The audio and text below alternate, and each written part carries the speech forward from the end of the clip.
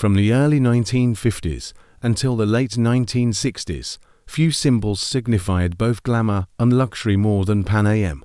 The Clipper logo, a stylized wing pointing upwards with a bold blue globe underneath, is known around the world as one of the most recognizable symbols in all of aviation. Today, however, Pan Am is only remembered by aviation historians and old-school travelers who experienced their golden age firsthand. So what happened to Pan Am?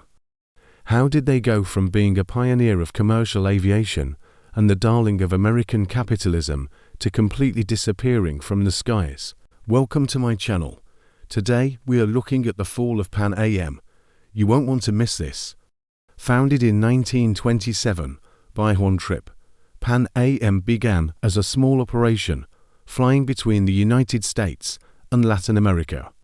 But Trippe had grand ambitions for his young airline. He pioneered new techniques like flying propeller planes at jet speeds to make long flights shorter, introduced color-coded flight attendant uniforms which made them easily identifiable to passengers, and brought back the now extinct concept of the seaplane. Before the advent of airport runways, seaplanes were used as a common method of transportation throughout Central America, and Trippe hoped that by marketing these luxurious seaplanes, it would help him sell tickets. In fact, at one point, Pan Am operated over 50 seaplane bases in Florida, the Caribbean and Latin America. But while these concepts helped propel Pan Am into the hearts and minds of consumers, it was the airline's ambition that truly set them apart from the crowd. By the early 1940s, Trippe had expanded Pan Am's reach across Europe and Asia, and when World War II came to an end, he started aggressively pursuing new routes in Africa. In fact, Pan Am was so representative of American power abroad that it was affectionately nicknamed the chosen instrument of US foreign policy. By 1947, Pan Am flew to more foreign countries than any other airline in the world. As the 1950s dawned, so did a new era in aviation, the jet age. And once again, Pan Am was at the forefront of the industry. In fact, they were the first airline in the world to fly the Boeing 707, and they became the flagship carrier for the aircraft. This allowed them to offer faster flights to more destinations than ever before. And it didn't take long for everyone to notice. By 1959, Pan Am was carrying more international passengers than any other airline. They even partnered with appliance manufacturer GE to install the first television sets in commercial airplanes, allowing lucky passengers to watch shows like Bonanza and The Ed Sullivan Show while flying above the clouds. But then something amazing happened. Pan Am accomplished something that no other airline had done before, becoming the first company to introduce a computerized reservation system, Sabre. Before Sabre, travel agents would have to call or telegraph the airline to book a flight. If the plane was full, the agent would just move on to the next airline. But with Sabre, travel agents could check availability for every single flight Pan Am offered instantly, making it easier than ever to book a flight. It was such a massive success that Pan Am licensed the technology to other airlines for a fee. In many ways, Pan Am seemed unstoppable. They were the largest and most successful airline in the world. They were carrying more passengers to more countries than anyone else, and they had the most up-to-date technology. They even advertised their slogan, "Come fly with us." In fact, it was hard to imagine anyone flying with anyone else. That was until 1973, when the Yom Kippur War broke out. The war between Israel and its Arab neighbors sent shockwaves throughout the Middle East and the rest of the world. But for Pan Am, it sent shockwaves straight to their bottom line. Like all airlines, Pan Am purchased fuel from the Organization of Petroleum Exporting Countries, or OPEC. But after the Yom Kippur War, OPEC decided to use oil as a political weapon, quadrupling the price of a barrel of oil overnight. The price of jet fuel shot up, and airlines everywhere struggled to keep their doors open. For some airlines, like Northeast, it meant filing for bankruptcy. But for others like Pan Am, It meant having to scale back their operations. By 1978, the deregulation of airlines in the US opened the door for smaller, cheaper competitors like People Express, which meant that for the first time, customers could choose between airlines. And to make matters worse, Pan Am had never developed a strong domestic US route network. Instead, they focused almost exclusively on international flights. And because of this, they were especially vulnerable to competition, because people could now fly cheap domestic routes with other airlines instead of using Pan Am to get from New York to Los Angeles and then catch a flight to Hawaii. They were losing money hand over fist, so in an effort to stay afloat, Tripp made a huge decision.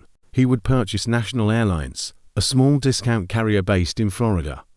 The purchase would give them 39 domestic routes and access to the lucrative Miami to Washington, D.C. route. But there was a problem. National Airlines wasn't cheap. It cost Pan Am over $100 million to purchase the airline. And in the process, they took on a massive amount of debt. As a result, Pan Am found itself in a precarious position. They had taken on a ton of debt for a company that was very profitable to begin with, and if they couldn't turn things around fast, they might be headed for bankruptcy. Things got so bad that Tripp was forced to resign, and a new CEO, William T. Sewell Jr., was hired to pull the company out of the hole it had been dug. But unfortunately, Sewell was not up to the task. He continued to expand the National Airlines route map, even though that was exactly what got them into trouble in the first place.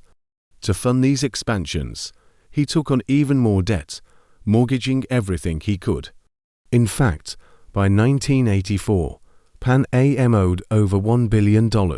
With that kind of debt hanging over their head, it was going to be impossible to succeed in a deregulated market. After all, when you're spending more money keeping the lights on than you are on actually running your business, you're doomed to fail. And that failure was sealed in 1988 when Pan Am Flight 103 exploded over the Scottish town of Lockerbie. On December, Pan Am Flight 103 departed from London and was on its way to New York City.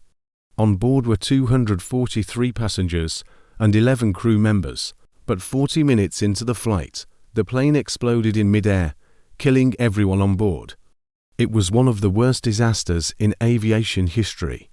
It turned out that the explosion was caused by a terrorist bomb planted by Libyan intelligence. While Pan Am did everything they could to assist the victims and their families, they soon found themselves buried under hundreds of millions of dollars in lawsuits. And that was enough to put any airline out of business, let alone one that was already drowning in debt. Now Pan Am was bleeding money from two directions, mounting debts and massive liabilities from the Lockerbie disaster. And as if that wasn't bad enough, fuel prices were rising once again, labor disputes were growing and ticket sales were falling. Desperate for cash, Sewell sold everything he could: routes, his headquarters, and even hotels that were unrelated to the airline. But nothing seemed to stop the bleeding. Finally, on March 4, 1991, Pan Am filed for bankruptcy. For a moment, it looked like they might be saved. Delta Airlines expressed interest in purchasing the troubled carrier, but soon backed away from the deal. With no other options left, Pan Am's last official flight, a charter flight to Puerto Rico, took off from JFK on December 4, 1991. When it landed, the plane was met with a water cannon salute, a tradition reserved for the arrival of important dignitaries. Ironically, it was the closest thing Pan Am would get to a royal welcome. Today, the company has long been forgotten, reduced to nothing more than a footnote in aviation history. Their last plane, a Boeing 727, sits on display at the commemorative Air Force Lake Superior Squadron in Superior, Wisconsin. But despite their humble beginnings and tragic ending, Pan Am will always be remembered as one of the greatest airlines in history. They pushed the boundaries of commercial aviation. They made flying more comfortable and convenient, and they did it with style. They may be gone, but they certainly won't be forgotten. Now, Pan Am may be gone, but aviation definitely isn't. And if you love aviation as much as I do, then make sure to hit subscribe. We've got plenty more videos about aviation coming your way. Thank you for watching. Stay safe and see you in the next video.